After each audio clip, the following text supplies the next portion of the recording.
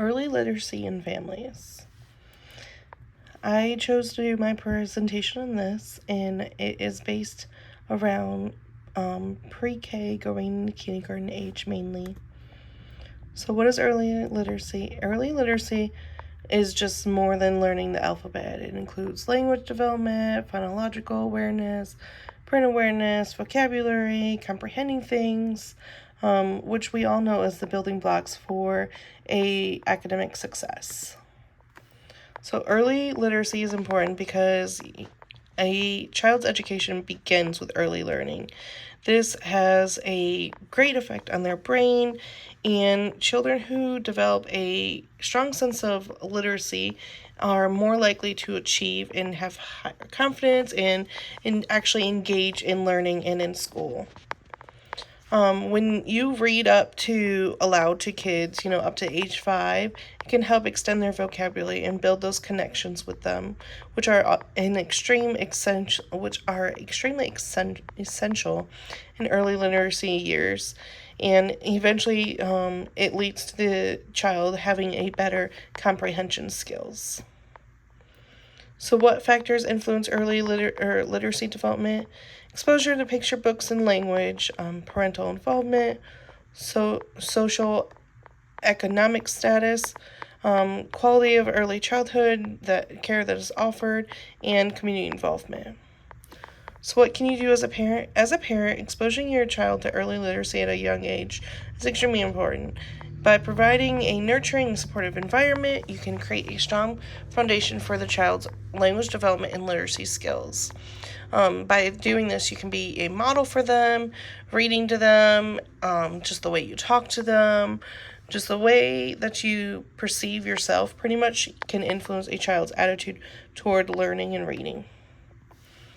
So one thing that I really feel strongly passionate about is encouraging parents to put their child in all-day pre-K. There's a lot of places that offer half-day or, a lot of places that may be a daycare, but they also are considered to be in a pre-K room. And from my experience working in, the different learning environments, I have found that essentially a pre-K through more of a school-based environment is beneficial. With an all-day pre-K, a child can have more experience with learning and reading, and it gives them more of a ability to get that school mindset than what a half-day program can do, which can make it harder for them to adjust when it comes to doing a full day of school as they get older. Research has found that looking at 5 school districts in Indiana, that comparing full day and half day programs, that by the end of the first year that reading skills significantly improved in those full day classes than what they did in half day. It is also found that full day school compared to half day school had a greater attendance and greater reading readiness and social and emotional development in children, language development in children, math, and even physical health in the children. Along with just the all-day pre-K is also parent involvement as well is extremely important. So the guidelines for language and literacy in preschool and what that looks like, preschool, pre-K, is, oral development is like their vocabulary and background knowledge, their attention to listen and the comprehension of talking, phonological and phonemic awareness, print awareness, letter name knowledge of text structures, comprehension of stories, actually being interested in book, and beginning to write.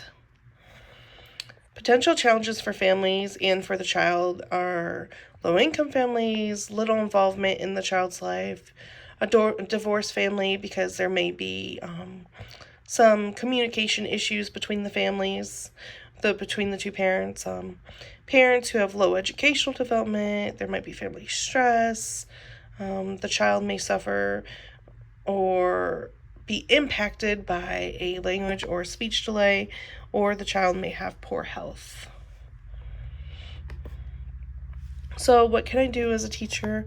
For example, if a child lives in a poor neighborhood and they experience trauma such as domestic violence, abuse, or lack of parental supervision, my response as a teacher could be providing a safe environment and understanding that the needs that the student requires, and adapting to those, but not allowing that to affect them and having behavior issues. There's different various ways that you can navigate through that depending on the case and the students. Another hardship that can affect them is if a student has struggles with speech and has speech delay. As a teacher, you can encourage the families to seek professional help.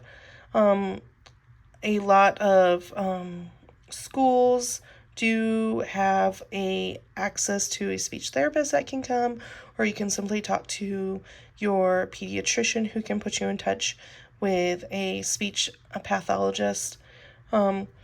You can also help by encouraging the families to promote literacy activities at home, provide them with books or opportunities to use literacy, which could consist of fun games, like you could have them help you with a grocery list in the store, a shopping list of any kind, helping them with reading the menus at a restaurant and pointing to the words as you speak them, things like that, and having them maybe repeat after you.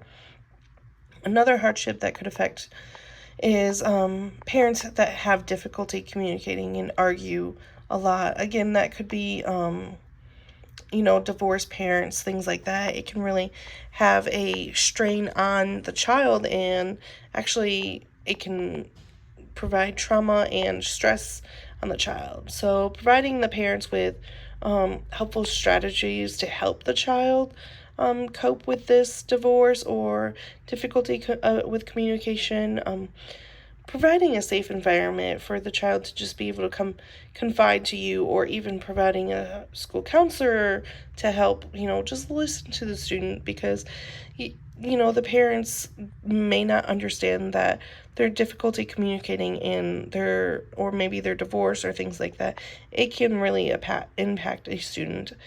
And giving them somebody that they can talk to and feel safe with allows them to feel like they have a voice, and you can in turn give consistency in the classroom, can also help give the students that comfort feeling that they need, especially when it comes to having a back and forth home between the two parents. So you can also, as a teacher, give supportive actions to the families, which you can give them information to tutors at this, if the child's struggling in any aspect of school, like literacy or math, any of those. Give them age-appropriate development milestones is really important. A lot of parents are unfamiliar with the milestones in which the age their child should be hitting, and so that's really important to give families. You can encourage the parents to become involved in the classroom. A lot of that is students are just, needing that extra attention sometimes from their families, and so that's really important to encourage families to stay involved with their child, even if they are in school. Simply coming on field trips or volunteering to come read to the class can really help that relationship with the parent and the child. Promoting healthy communication as well with the families, providing educational opportunities for the parents, different information to the parents to maybe whether they could use to succeed in their own schooling. Maybe they didn't graduate high school or anything, or even information to help deal with struggles that they might be enduring. Encourage the families to have, school attendance to different events. A lot of Head Starts, I know, do family engaging activities, or, different schools have like father-daughter dances or like mom and son nights, and just encouraging the events to that and the attendance to events like that, or even like art shows, things like that, Christmas programs, encouraging parents to have that open communication with the teacher and be able to feel comfortable to have that meeting and maybe discuss the students' progress in the class and things like that. Again, encouraging families to seek any professional help, whether, it's a newly divorced family trying to navigate communication, or, there are behavioral specialists, if it might be the child's health, things like that. And again, promoting that early literacy and reading outside of school, just simply taking the last 5 minutes before the bedtime to read to a student, or allowing the student to help you shop for groceries and things like that, can really encourage their literacy at a young age. So, effects on physical and mental health. So, parents, I don't think, really realize it, like I stated, that, just simply reading to that child at night can really help them. And it can not only help them, but it can help you. It can help with blood pressure and heart rate, and just help you feel, more connected with your child. It helps enrich your mind, helps contribute to a healthier body. And when you do this, it emphasizes higher reading skills, and it allows not only you as a parent to, feel better, but also to help the student feel better and become more academically engaged. And with that, if those needs aren't met, then health issues can really affect students, and they can have aggressive behaviors in school. They could just not be there attending because they are physically unhealthy, and which causes them to miss out on a lot of the learning, and so then they could fall behind in class. So I did a question Q&A with a pre-K teacher at Head Start, and then a middle school teacher at a public school whose first year is teaching. And one of the questions I asked was, which demographic, economic/financial, educational backgrounds, family structure, family engagement, religious beliefs, significant threats, or obstacles do you feel impacts a child's literacy development the most? The Head Start teacher responded that she works for low economic families. So they have a lot of single parent, two parent, and husband involved, and parent and older siblings, and extended families, and things like that.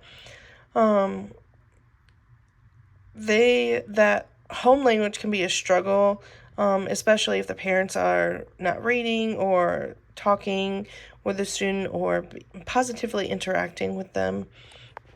The middle school teacher discussed that family engagement and educational backgrounds kind of go hand in hand. That, children go to school to learn, but it's important to have the parents help build on what is being taught in school.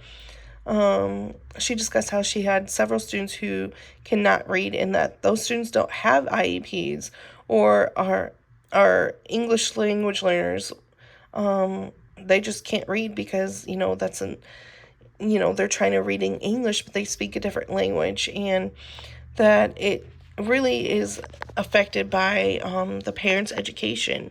If the parents cannot read or they have low educational skills, they cannot pass on those proper